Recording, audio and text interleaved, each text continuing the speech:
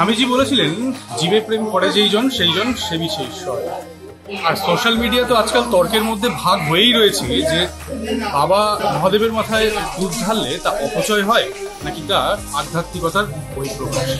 Social media যখন এই তর্কে আলাদা, তখন আমরা এই গ্রাম বাংলায় খুঁজে পেলাম এক ব্যতিক্রমী রীতি, যেখানে মনসা পুজোয় পুজোর জন্য দুধ অপচয় নয়, বরং তা পৌঁছে দেওয়া হয় এলাকার সমস্ত ক্ষুদে শিশুদের কাছে।